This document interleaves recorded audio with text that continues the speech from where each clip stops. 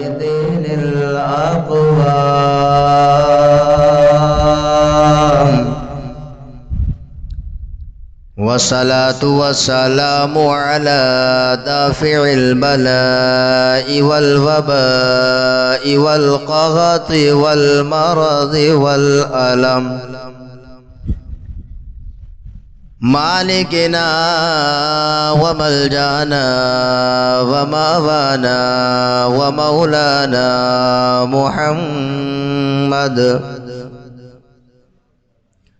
مالك رقاب الأمم صاحب الجود والكرم وعلى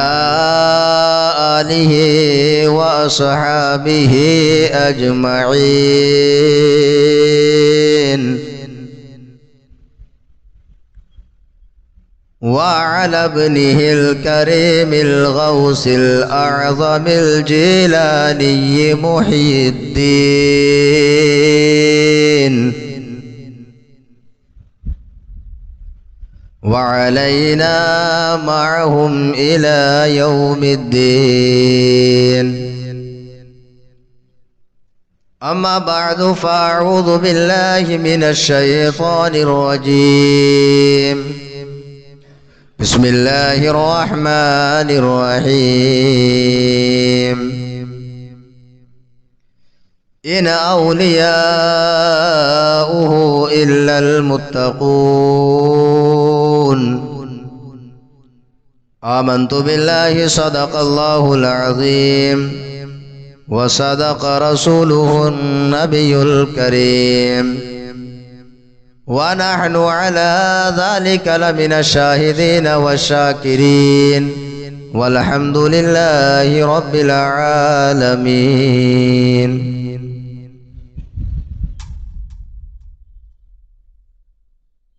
سب سے پہلے ہم اور آپ مل کر انتہائی عقیدت و محبت کے ساتھ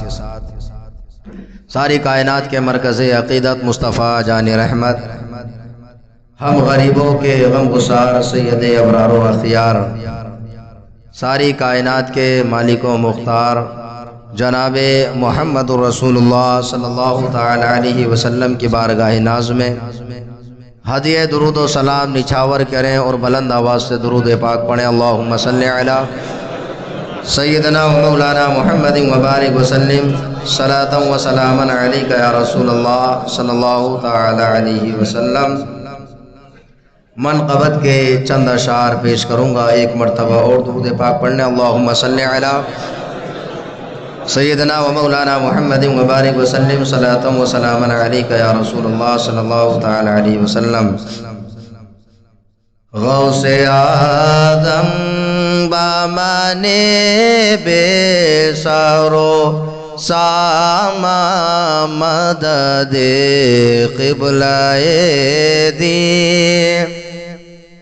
مدد کعبہ امام مدد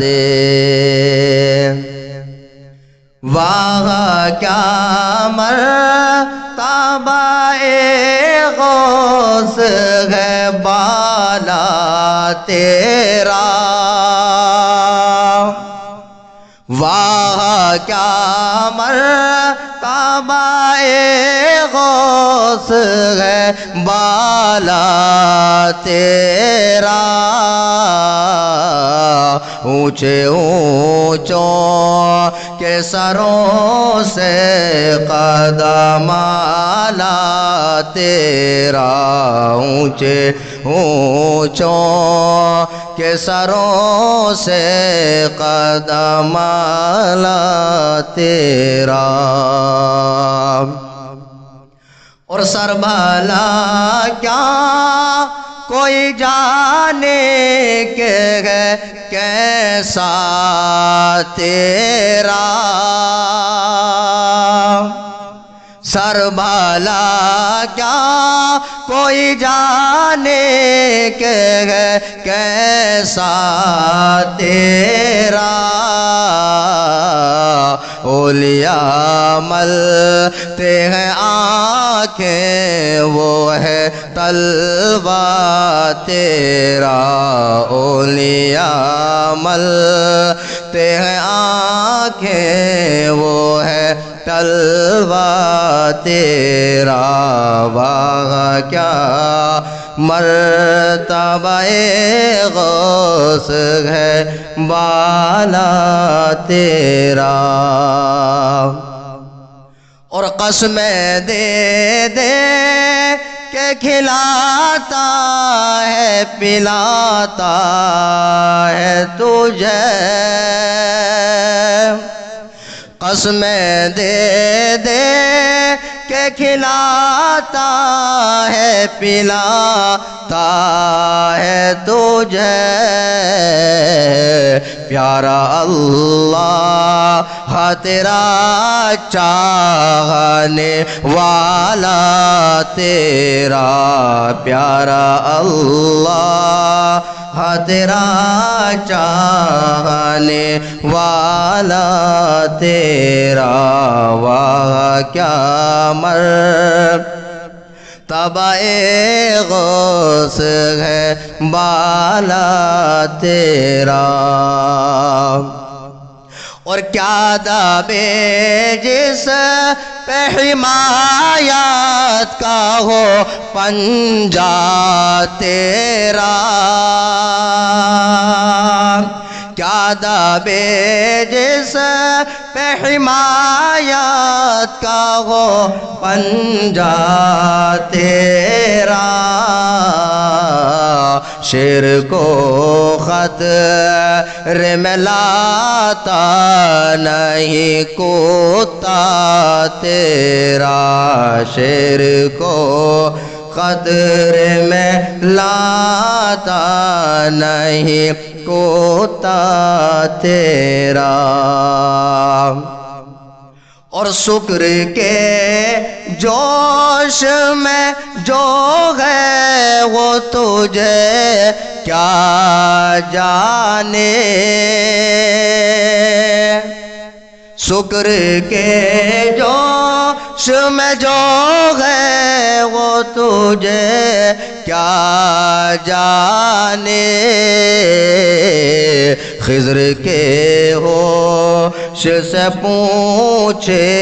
کوئی رتبہ تیرا خضر کے ہوش سے پوچھے کوئی رتبہ تیرا واہ کیا مرتبہ غوث ہے بالا تیرا درود پاک پڑھنا اللہم صلی علی سیدنا و مولانا محمد مبارک وسلم صلاۃ و سلاما علیک یا رسول اللہ صلی اللہ تعالی علیہ وسلم حضرات میں نے آپ کے سامنے ایک آیت مقدسہ تلاوت کی اس میں اللہ رب العزت نے ارشاد فرمایا ان اولیاءہ الا المتقون اللہ کے ولی نہیں ہوتے ہیں مگر متقی یعنی جو متقی نہیں وہ اللہ کا ولی نہیں اور اللہ کے رسول صلی اللہ تعالی علیہ وسلم کا ارشاد گرامی ہے ان اللہ تعالی اذا احب عبدا فنادى جبریل فیقول انی احب فلانا فاحبه فیحبه جبریل ونادى في السماء فقال ان اللہ يحب فلانا فاحبه اللہ کے رسول صلی اللہ علیہ وسلم ارشاد فرماتے ہیں کہ جب اللہ تعالیٰ اپنے کسی بندے کو پسند فرماتا ہے اس سے محبت کرتا ہے تو حضرت جبریل امین کو بلاتا ہے اور اللہ رب العزت ارشاد فرماتا ہے اے جبریل مجھے فلاں بندے سے محبت ہو گئی ہے اے جبریل مجھے فلاں بندے سے محبت ہو گئی ہے تم بھی اس سے محبت کرو حضرت جبریل امین اس سے محبت کرنے لگتے ہیں اور پھر حضرت جبریل امین آسمان میں یہ اعلان کرتے ہیں کہ اے عرش والو، اے آسمان والو، فلاں بندے سے اللہ تعالیٰ کو محبت ہو گئی ہے، تم بھی اس سے محبت کرو۔ تو تمام آسمان والے بھی اس سے محبت کرنے لگتے ہیں۔ فَيُوضَعُ لَهُ الْقَبُولُ، تو اس کی مقبولیت روئے زمین پر رکھ دی جاتی ہے، وہ بندہ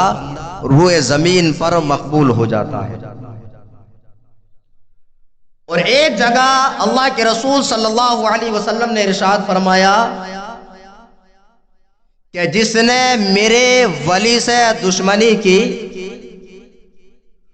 تو میرا اس سے اعلان جنگ ہے۔ اور آگے یہ حدیث قدسی ہے، نبی کریم صلی اللہ علیہ وسلم ارشاد فرماتے ہیں کہ جب اللہ تعالی کا کوئی نیک بندہ یتقرب الی عبدی بالنوافل فکنت سمعہ الذی یسمع بہ وکنت بصرہ الذی یبصر بہ وکنت یدہ التی یبطش بہا وکنت رجلہ الذی یمشی بہا۔ اللہ کے رسول صلی اللہ علیہ وسلم ارشاد فرماتے ہیں کہ جب کوئی بندہ فرائض کی ادائیگی کے بعد نوافل کی کثرت کرتا ہے تو وہ بندہ اللہ تعالیٰ کا مقرب بندہ بن جاتا ہے۔ تو حدیث قدسی کے الفاظ ہیں، اللہ تعالیٰ فرماتا ہے فَكُنْتُ سَمْعُهُ الَّذِي يَسْمَعُ بِهِ، تو میں اس کی قوت سماعت بن جاتا ہوں، وہ میری قوت سے سنتا ہے۔ وَكُنْتُ يَبْصُرُهُ الَّذِي وَكُنْتُ بَصْرَهُ الَّذِي يَبْصُرُ بِهِ، میں اس کی آنکھ بن جاتا ہوں، یعنی قوت بصارت بن جاتا ہوں۔ دیکھنا اس بندے کا ہوتا ہے، طاقت پروردگار کی ہوا کرتی ہے۔ میں اس کا ہاتھ ہو جاتا ہوں، ہاتھ اس بندے کا ہوتا ہے، اس ہاتھ میں طاقت پروردگار عالم کی ہوتی ہے۔ وَكُنْتُ رِجْلَهُ الَّتِي يَمْشِي بِهَا، چلنا اس بندے کا ہوتا ہے، اور اس کے پیروں کی طاقت اللہ رب العزت کی طرف سے ہوتی ہے۔ حضرات محترم، اس تناظر میں بتانا یہ چاہتا ہوں کہ کچھ لوگ کرامت کا انکار کرتے ہیں۔ جو لوگ کرامت کا انکار کرتے ہیں وہ معجزات کا بھی انکار کرتے ہیں، یعنی انبیاء اکرام کے جتنے معجزات ہیں وہ قدرت الہیہ کے مظہر ہوتے ہیں، اور اولیاء اکرام کی کرامت اس کے نبی کے معجزات کا مظہر ہوا کرتی ہے۔ جب اللہ تعالیٰ کسی بندے کو اپنا محبوب بندہ بنا لیتا ہے تو اس کی سماعت پروردگار عالم کی طرف سے ہوا کرتی ہے، اور پروردگار عالم کی سماعت لا محدود ہے، جو محدود نہیں ہوا کرتی ہے۔ تو اب ہم کہتے ہیں کہ اللہ کے رسول صلی اللہ علیہ وسلم کے یہ امتی حضور سیدنا غوث پاک رضی اللہ تعالیٰ عنہ اللہ کی بارگاہ میں مقبول ہیں۔ آپ نے نوافل کی کثرت کو کیا ہے، اللہ کے قرب کو حاصل کیا ہے۔ ارے آپ کا مقام تو اللہ رب العزت کی بارگاہ میں یہ ہے کہ آپ منبر پر کھڑے ہو کر کے اعلان فرماتے ہیں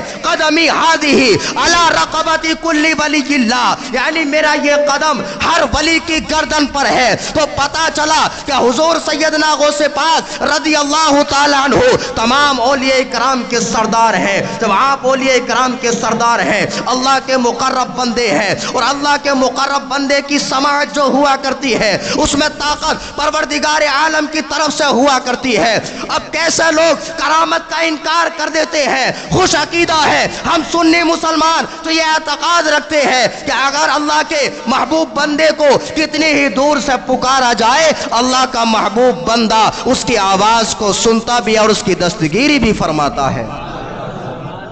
تو حضرات، یہ شان اور یہ مقام اور مرتبہ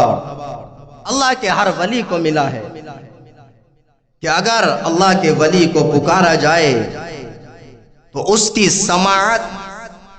اللہ تعالیٰ کی سماعت ہوتی ہے۔ اور حضور سیدنا غوث پاک رضی اللہ تعالیٰ عنہ،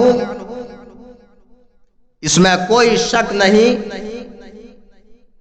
کہ جس طرح نبی کریم صلی اللہ علیہ وسلم کی پیدائش سے پہلے آپ کی بعثت کی خبر انبیاء سابقین نے دی، اسی طرح سے حضور سیدنا غوث پاک رضی اللہ تعالیٰ عنہ کی پیدائش کی خبر آپ کی پیدائش سے پہلے اولیاء کرام نے سنائی ہے۔ حضور سیدنا غوث پاک رضی اللہ تعالی عنہ سے بہت پہلے کے بزرگ ابو بکر بطائحی رحمت اللہ تعالی علیہ، آپ ان اولیاء کرام میں سے ہیں کہ آپ کو حضور سیدنا غوث پاک رضی اللہ تعالی عنہ سے بہت پہلے کے ہیں، اور آپ کو حضرت ابو بکر صدیق رضی اللہ تعالی عنہ نے خرقہ خلافت عطا فرمایا۔ آپ کو نیند کی حالت میں خرقہ خلافت عطا فرمایا، اور اولیاء کرام کا خواب جو ہوتا ہے وہ عام خوابوں کی طرح نہیں ہوتا ہے۔ آپ کے پاس میں وہ حضرت ابو بکر صدیق کا خرقہ موجود بھی تھا۔ آپ نے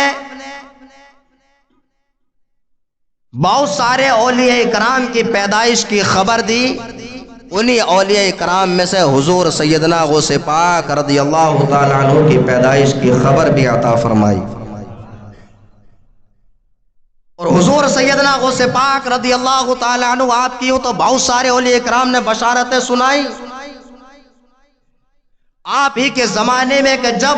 حضور سیدنا غوث پاک رضی اللہ تعالی عنہ جوانی کی دہلیز پر قدم رکھ رہے تھے، حضرت محمد کاکیس رحمت اللہ تعالی علیہ بڑھاپے کے عالم میں تھے، اور حضرت محمد کاکیس رحمت اللہ تعالی علیہ ان اولیاء کرام میں سے ہیں کہ جب آپ چلتے آپ کے جھنڈے کے نیچے 70 بادشاہ جو آپ کے مرید تھے وہ 70 بادشاہ آپ کے جھنڈے کے سائے میں چلا کرتے تھے۔ اور حضرت محمد کاکیس رحمت اللہ تعالی علیہ کا مقام یہ ہے کہ آپ ہی کے زمانے کے ایک بزرگ نے نبی کریم صلی اللہ تعالی علیہ وسلم کو خواب میں دیکھا، تو سرکار دو عالم صلی اللہ علیہ وسلم سے پوچھا کہ یا رسول اللہ صلی اللہ علیہ وسلم، آپ محمد کاکیس رحمت اللہ تعالی علیہ کے بارے میں کیا فرماتے ہیں؟ تو نبی کریم صلی اللہ علیہ وسلم نے ارشاد فرمایا، محمد کاکیس میرے ان امتیوں میں سے ہے کہ جس کا امتی ہونے پر میں حشر کے میدان میں فخر کروں گا۔ وہ حضرت محمد کاکیس رحمت اللہ تعالی علیہ آپ کا درس لگا ہوا ہے، آپ کے درس میں ایک جم غفیر موجود ہے۔ حضور سیدنا غوث پاک ابھی آپ جوانی کی دہلیز پر قدم رکھ رہے ہیں، آپ کے درس کے اندر آ جاتے ہیں۔ حضرت محمد کاکیس رحمت اللہ تعالی علیہ نے اپنے شاگردوں سے فرمایا کہ اس بچے کو درس سے باہر نکال۔ حضور سیدنا غوث پاک رضی اللہ تعالی عنہ کو درس سے باہر نکال دیا گیا۔ آپ رنجیدہ نہیں ہوتے ہیں، آپ غمگین نہیں ہوتے ہیں، دوبارہ پھر محفل میں تشریف لے آتے ہیں۔ حضرت محمد کاکیس رحمت اللہ تعالی علیہ نے پھر اپنے درس سے آپ کو نکال دیا۔ حضور سیدنا غوث پاک رضی اللہ تعالی عنہ تیسری مرتبہ پھر تشریف لے آتے ہیں۔ لوگ سوچنے لگتے ہیں یہ بچہ کیسا ہے کہ اس کو بار بار محمد کاکیس رحمت اللہ تعالی علیہ اپنے درس سے نکالتے ہیں، لیکن یہ بچہ پھر تشریف لے آتا ہے، پھر آ جاتا ہے۔ جب آپ تیسری مرتبہ درس میں شامل ہوئے، حضرت محمد کاکیس رحمت اللہ تعالی علیہ نے ارشاد فرمایا کہ اے لوگو سنو سنو، میں نے اس بچے کو اپنے درس سے اس لیے نہیں نکالا، اس کی تذلیل اور اس کی تحقیر مقصود نہ تھی، بلکہ میں نے اس لیے نکالا تاکہ تم لوگ اچھی طرح سے جان جاؤ یہ بچہ کون ہے۔ حضرات محترم، پھر حضرت محمد کاکیس رحمت اللہ تعالی علیہ نے فرمایا کہ ایک وقت ایسا ہوگا کہ یہ بچہ ممبر پر کھڑا ہوگا اور ممبر پر کھڑے ہو کر کے اعلان کرے گا قدمی ہادھی علی رقبت کل ولی اللہ، یعنی میرا یہ قدم ہر ولی کی گردن پر ہے۔ حضرت محمد کاکیس رحمت اللہ تعالی علیہ نے اپنی داڑھی کو پکڑا اور ارشاد فرمایا کہ بیٹا جب ایسا وقت آئے تو اس بوڑھے کی سفید داڑھی کا خیال رکھ لینا۔ اور آپ نے ارشاد فرمایا کل دیک یسیح ویسکت الا دیکک فانہ یسیح الی یوم القیامہ۔ اے عبد القادر، لوگوں کے مرغ بولے اور بول کر کے چپ ہو جائیں گے، لیکن عبد القادر جب تمہارا مرغ بولے گا تو قیامت تک بولتا چلا جائے گا، یعنی سلاسل شروع ہوں گے اور گمنام ہو جائیں گے، لیکن شیخ عبد القادر جیلانی کی شان یہ ہوگی کہ آپ کے مرید قیامت تک چلتے رہیں گے۔ سبحان اللہ۔ تو یہ شان ہے حضور سیدنا غوث پاک رضی اللہ تعالیٰ عنہ، اور آپ اس میں کوئی شک نہیں کہ مادر زاد ولی ہے۔ حضور سیدنا غوث پاک رضی اللہ تعالیٰ عنہ سے پوچھا کہ آپ کو یہ کب خبر ہوئی کہ آپ اللہ کے ولی ہیں؟ حضور سیدنا غوث پاک فرماتے ہیں کہ جب میں مکتب میں پڑھنے کے لیے جایا کرتا تھا اور جب میں کبھی کھیلنے کا ارادہ کرتا تو ندا آتی اے برکت والے بچے میری طرف چلا۔ یعنی حضور سیدنا غوث پاک رضی اللہ تعالیٰ عنہ کھیلنے کا ارادہ فرماتے تو غیب سے ندا آتی کہ عبد القادر تمہیں کھیلنے کے لیے پیدا نہیں کیا گیا ہے، اے برکت والے بچے میری طرف چلا آ۔ اور حضور سیدنا غوث پاک سے پوچھا گیا کہ آپ کو ولایت کی خبر کب ہوئی؟ تو آپ فرماتے ہیں کہ جب میں مکتب میں پڑھنے کے لیے جایا کرتا تھا تو فرشتے میرے ساتھ چلا کرتے تھے جن کو میں دیکھتا تھا، اور وہ مکتب میں اعلان کرتے تھے کہ افسحوا لولی اللہ، یعنی اللہ کے ولی کے لیے جگہ کو کوشادہ کر دو، اور تمام کے تمام طلبہ کھڑے ہو جایا کرتے تھے اور تمام مکتب والے بھی اس آواز کو سنا کرتے تھے۔ تو یہ شان ہے حضور غوث پاک کی کہ آپ کے ساتھ میں فرشتے چلا کرتے تھے جن کو آپ ملاحظہ بھی فرمایا کرتے تھے۔ اور حضور سیدنا غوث پاک رضی اللہ تعالیٰ عنہ نے اگر دو جملوں میں کہا جائے تو آپ نے اپنی پوری زندگی کو تعلیم اور تعلم میں لگا دیا۔ آج جو پیر بن کر کے گھومتے ہیں، نماز کا عطا پتہ نہیں، دین کی تعلیم سے واقف نہیں۔ حضور سیدنا غوث پاک رضی اللہ تعالیٰ عنہ صرف صاحب کرامت نہیں، آپ کا علم و کمال یہ ہے کہ اس میں بھی آپ کا کوئی جواب نہیں۔ اگر آپ کا تقوی و طہارت دیکھا جائے تو تقوی و طہارت میں بھی حضور سیدنا غوث پاک کا کوئی جواب نہیں۔ حضور سیدنا غوث پاک رضی اللہ تعالیٰ عنہ نے پوری زندگی دین کی تعلیم حاصل کرنے اور لوگوں تک دین کو پہنچانے میں لگا دی۔ آپ دوپہر کے وقت میں ایک مسجد میں استراحت فرماتے ہیں کہ خواب میں نبی کریم صلی اللہ علیہ وسلم کی جلوہ گری ہوئی۔ آپ نے ارشاد فرمایا بیٹا عبد القادر، آپ واعظ کیوں نہیں کہتے ہو، لوگوں کو نصیحت کیوں نہیں کرتے ہو؟ غوث پاک نے سرکار کی بارگاہ میں عرض کی کہ یا رسول اللہ، یہاں کے لوگ عربی ہیں اور میں عجمی ہوں اور میں واعظ کہنا نہیں جانتا۔ سرکار دو عالم صلی اللہ علیہ وسلم نے ارشاد فرمایا بیٹا اپنا منہ کھولو۔ سرکار دو عالم صلی اللہ علیہ وسلم نے آپ کے منہ میں 7 مرتبہ اپنا لعاب دہن ڈال دیا۔ مولا کائنات تشریف لائے، آپ نے ارشاد فرمایا بیٹا اپنا منہ کھولو۔ مولا کائنات نے 6 مرتبہ اپنا لعاب دہن ڈال دیا۔ اب یہاں پر رک کر کے ایک بات بتانا مقصود ہے کہ حضور صلی اللہ علیہ وسلم نے اپنا لعاب دہن 1 مرتبہ ڈال دیتے کافی تھے، 7 مرتبہ اپنا لعاب دہن ڈالا، اور مولا کائنات نے 6 مرتبہ ڈالا۔ اس کی وجہ کیا ہے؟ مولا کائنات سے خود حضور سیدنا غوث پاک نے پوچھا کہ دادا جان آپ نے 6 مرتبہ لعاب دہن کیوں ڈالا، آپ نے 7 مرتبہ کیوں نہیں کیا؟ تو مولا کائنات نے فرمایا اس لیے کہ کہیں سرکار سے برابری نہ ہو جائے۔ حضور صلی اللہ علیہ وسلم نے 7 مرتبہ اپنا لعاب دہن کیوں ڈالا؟